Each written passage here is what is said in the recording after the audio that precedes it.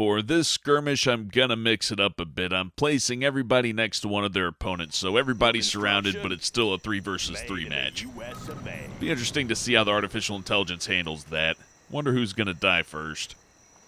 I was gonna set it up as Armor General versus Artillery China General, but for whatever reason, when you include multiple Armor Generals, the game just doesn't like it, so count that up as a glitch. Probably won't ever be patched, sadly, but that's just how the game is. At least there's another faction to play with, you know.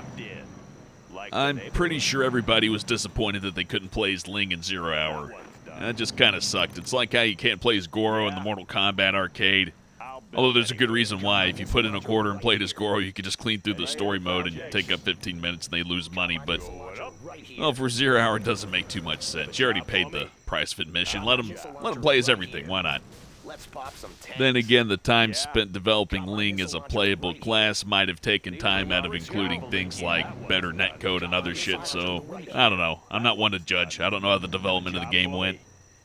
Still, all that being said, they did provide us mod tools, and that's why we have Shockwave, and that's why I have the Armor General here today. I don't know too much about the Armor General, but I do know that taking an enemy bunker is pretty fucking devastating. And with the concrete slab next to the bunker, I can most likely protect it from getting flamed out or anything like that, but my main goal right now is to distract the enemy a little bit and get some general's points while I'm doing it. And the bunkers work out really good for that most of the time. Control rod upgrade complete. It's also important to note that you have to actually build a radar center as the Armor General, which threw me off at first. I was like, why the fuck doesn't this guy have any radar? What the fuck's this bullshit? But I don't know, I kind of like that. It's a little bit of a throwback to the old games, and if you had like armor versus armor, it would be a little bit more interesting because you could actually knock out each other's radar. I think that's pretty cool. Not much to say about the new strategy center. There's a couple of upgrades for certain units, but it's not like, separate search and destroy or a new kind of battle plan or anything like that. It's pretty much the same shit last time I saw it, so well, I'll take a look at it soon. If there's anything interesting, I'll make note of it, but probably not. That's alright, though. There's a lot of interesting units on this side. It's kind of like playing as a blend of USA and China, in that you have all this really nice bullet-based anti-air that just chews up just about everything, right? But you also have all the USA stuff. Well, not all the USA stuff. No Avengers. I don't see any laser defenses or anything, but you still get a whole lot of the USA tech, like the Strategy Center, for example, or most of the General's powers, like the Fuel Air Bomb. It's pretty convenient. While I'm not sure if the Wraith tanks are actually more powerful than the Crusaders, I do know that the missile upgrade makes them pretty fierce on the battlefield. They kind of remind me of Scorpion tanks in that regard. Though the Scorpion tank missiles have a bigger blast radius and they can do a lot more damage, I think. The missiles that you get from these tanks with the proper upgrade are pretty nice. It's like a little cluster of RPG shots. Not too shabby. It's important to remember that most of the vehicle unlocks are unlocked through the General's Point tree, so you have to spend an upgrade point on them, and in addition to that, you also have to meet the prerequisites on the tech tree, so it's, not exactly great if you're used to using a lot of General's powers as the USA, which is one of their stronger points, I think. That being said, I've always had a really good appreciation for the basics, so I'm just gonna send a bunch of Wraiths and Gladiators? What do they call that? I forget. I'll get a hold of that after maybe about a year of playing this game. Maybe not, I don't know. The whole AC-10 thing's still pretty fucking embarrassing, but all that dumb bullshit aside, I'm gonna kick Nuke's ass over here.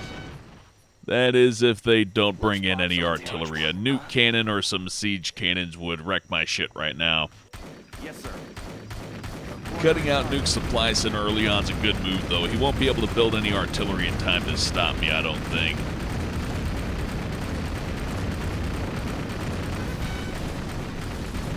Fly, deadly drones. Kill for your papa.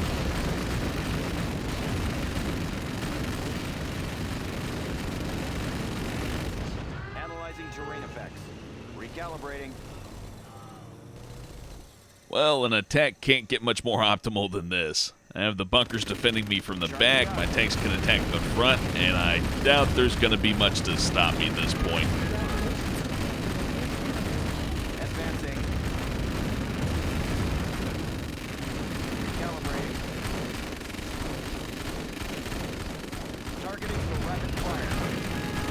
little gladiator anti-air cannons, the little 4-barrel tanks that shoot a bunch of bullets, are not quite as good against infantry as I'd hoped, but they're still pretty good. Just have to have more than a couple of them. Not quite as nice as the vanilla quad cannons are, but I'll take them. Plus, they seem to do a pretty fair amount of damage against armor. It's not a weaker tank necessarily, it's just that the damage isn't optimized against infantry, so tossing a couple of Bradleys in there might not be a bad idea. Now, the Bradleys are just Humvees with, I think they have an extra vehicle slot and a couple other things going on, but they're not really that much different. Pretty much just a different model for the most part.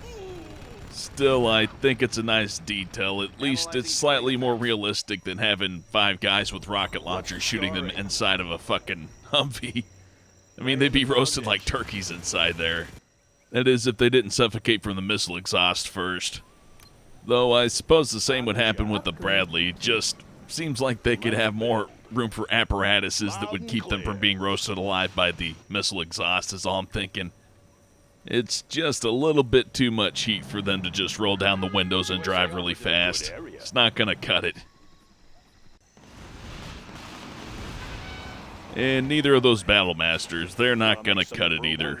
Now, if he sends a Dragon tank and it gets up to the bunker, then I'll be in a little bit of a spot, because, well, the RPGs do really well, but if they send a Gatling cannon out, it'll probably rip the RPG troopers to shreds, and they won't stand any kind of a chance then.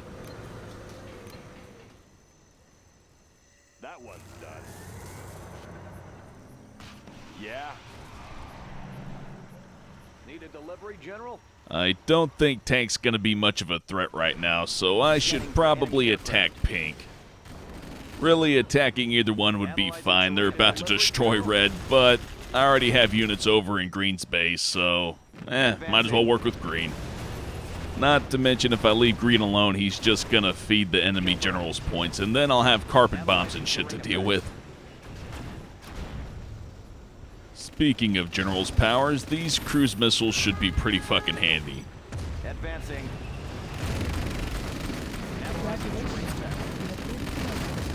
Well, that's something new I've learned about the AI.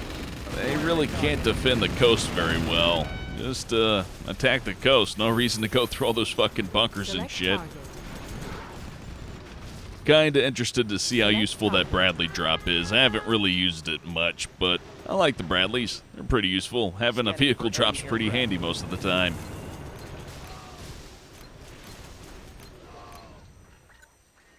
Targeting cursors set. Yeah, that internet center's going down. Just take out all that income. Worst comes to worst, at least it will slow them down instead of just knocking out the power for a little bit or slowing down their construction for a few minutes. Way harder to recover from your economy being tanked.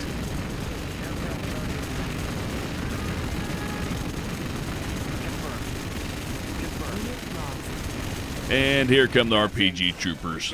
I'm out of here. I did my damage, but they're not going to be able to fight all those RPG troopers.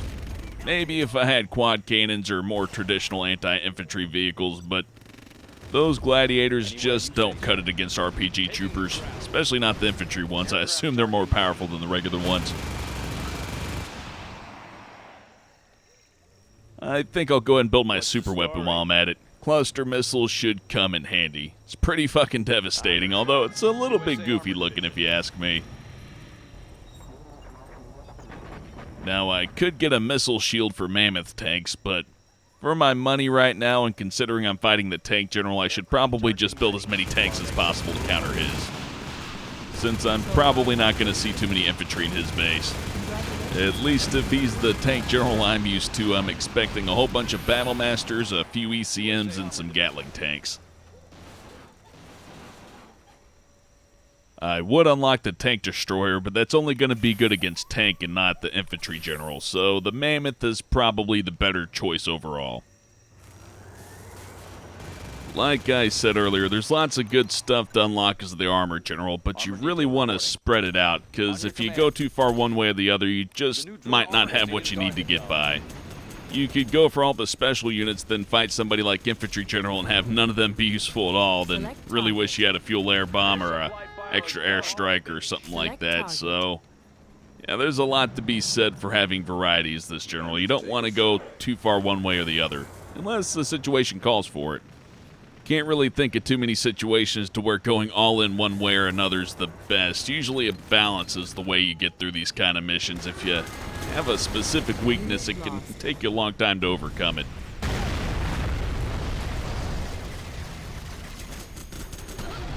All that being said, I can't think of a good reason as to why I'd skip getting the fuel air bomb upgrade. That thing kicks ass. All you have to do is make sure that the bomb drops and you're fine. They can blow up the airplane, doesn't cost you any money, and if the bomb does get dropped, it's probably going to blow up anything that's shooting at it. And if it's expensive anti-air, then, well, it's going to cost your enemy a lot of money to keep that shit out of the sky. The only exception being people online who are really good with their fighter jets, because if they have them up in the sky ready to attack something like that, then you're probably not going to be able to get it through in that circumstance. Especially if it's a King Raptor or something like that, or a Nuke MiG. Going up. How about a show for clearing terrain. Anywhere you say, sir. Mammoth tank ready. Green's really not pulling his own weight, and I'm kind of getting worried about what the tank general's cooking up since he's been left alone for so long, so I think I ought to build a tank horde to attack him with. It'll be a good chance to show off the mammoths, too. I'll see what I can do as far as building air units, too, but if I remember right, they have a bomber, a transport helicopter, and a fighter. It's really nothing too exciting. But I'll try to build something and try to at least test it out, although probably won't be using it in the most effective manner. Aircraft targeting ready. Fuck it. I'll just get the bombers for now. But I probably won't have much use for them since on this map I can't build like 5 or 6 airstrips without building them in that exposed area, and it'll take me a long time to build defenses for that, and it sounds like a disaster waiting to happen. At least in my hands. Maybe in CNCHD's hands he can do a lot better. I've seen how he does those fucking airfields. It's nuts, but for all I know about the armor general right now, I should probably just stick to tanks. Besides, it would be interesting to know if the tank general's tanks are better than the armor general's tanks. It'll be really helpful if I ever get to the point of fighting him in a challenge to know how all of his units work and what they're weak to and what they work against and what they don't work against. Oh, they killed red. But we did kill purple a long time ago, so I think we're still in the lead. Still, I haven't landed any attacks on the tank general. I've just been letting him feed me XP by sending all of his tanks down to that bunker to get blown up, which has helped me out and has hurt him a bit, but not enough to stop him from blowing up red. So, tank general's got to go. Somebody's got to take a chunk out of him.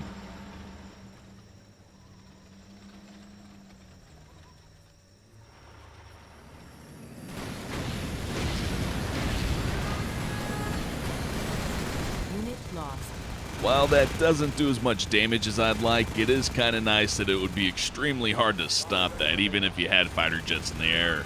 So that's something. Scanning for enemy aircraft.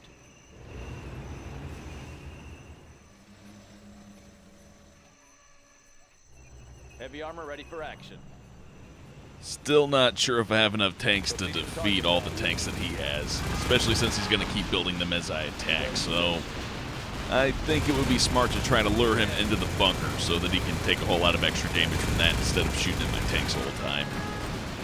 Besides, in about a minute, I'm going to have my cluster missile, and that will do a significant amount of damage to his base, so I should be good. I just don't need to push it right now. Just take my time on this.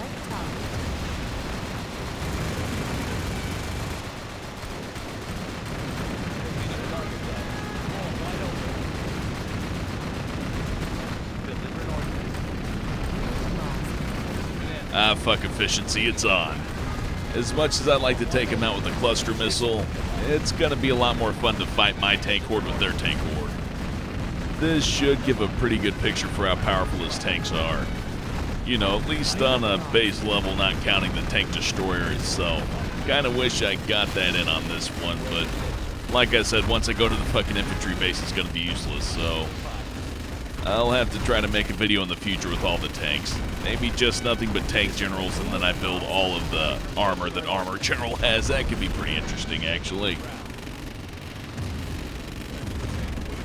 Tank General's units put up a pretty good fight, but they didn't really stand a chance against all those missile attacks, so I'll have to say Armored General is the most powerful one on the ground right now, just for those missiles on his regular tanks. Didn't even have the tank destroyer out. That's some fucking powerful shit right there.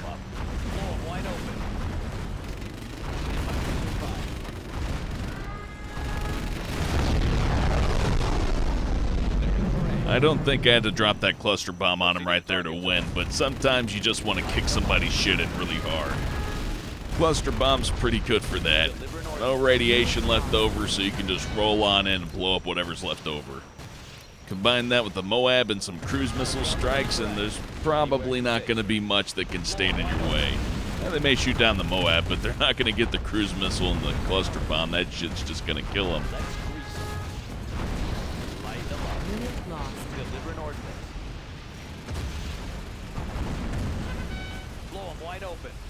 They're attacking our base. I thought that was a paradrop that went by earlier.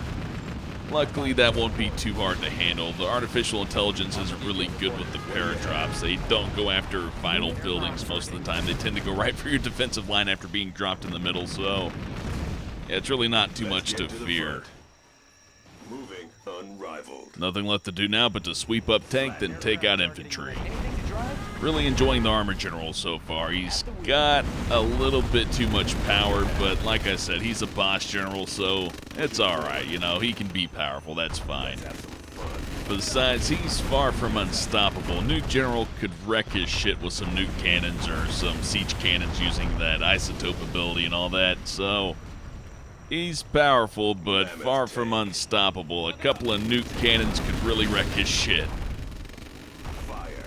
He's got more than one weakness, but his weaknesses aren't very severe, so while he has weaknesses, you're not going to get as much of an advantage as you will against, say, Stealth General or something like that. Let's get to the front. There seem to be some pretty obvious ways to fuck around with the way that he operates, since his weapons aren't universally good against everything. He's got a couple of weaknesses here and there. They're not huge weaknesses, but they are there.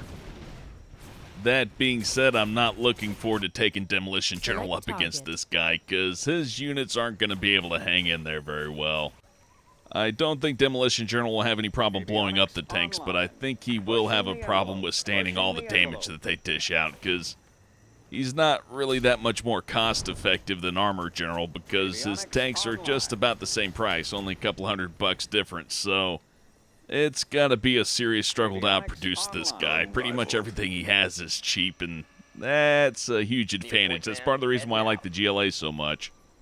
Except this guy has cheap shit that's actually good. And that's troubling, to say the least. While the GLA stuff is still pretty good, it's inexpensive for a reason. The tanks are fast, but they're weak, and they don't take that much damage, and oh, with those extra RPG upgrades, they're going to rip the shit out of Scorpion tanks. Might have to go full Marauder. Or maybe just a huge horde of battle buses and angry mobs. That might work. That sounds like it'd be effective. Maybe bring a couple of demo bikes in the back just to take out the mammoth tanks in case those rocket shields end up being a little bit too effective. Pushing the envelope.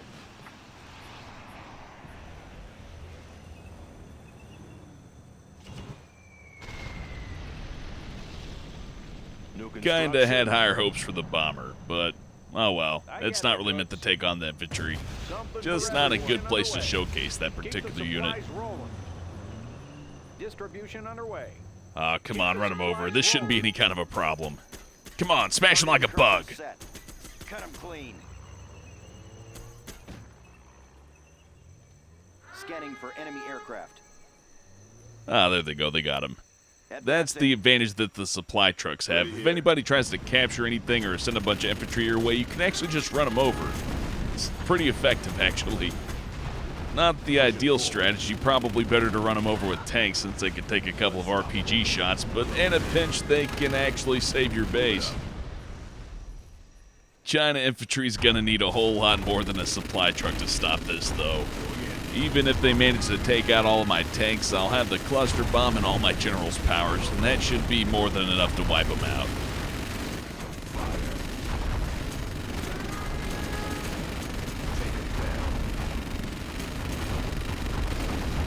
Unit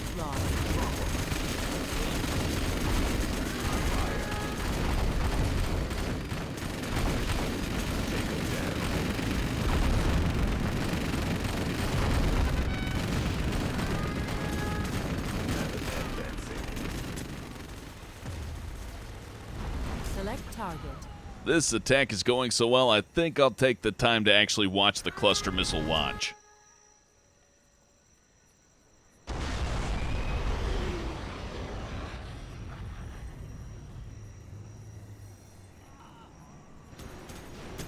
Ah, shit, yeah, here comes Laser with the Moab.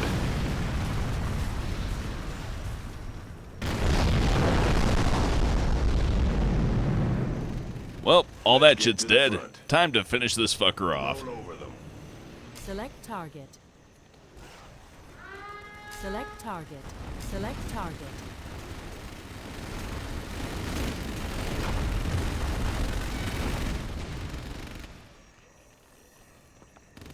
I wonder if the cruise missiles can blow up that barracks. I didn't really get a good range on how much damage they actually do. Unit lost.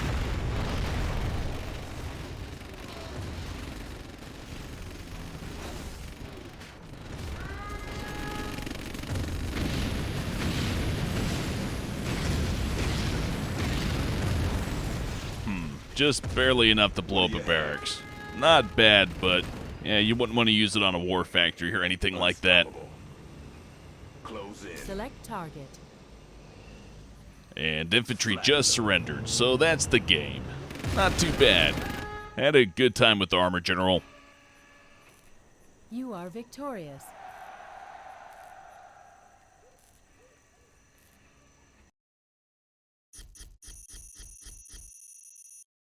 That was a pretty fun skirmish. Nothing too difficult, but I think rearranging the spawns was fun, and I don't know, maybe I should just start doing free-for-all for now, because the team stuff's starting to get a little bit easy. Although it helped that I was an armor general, he's pretty badass, but these could be harder.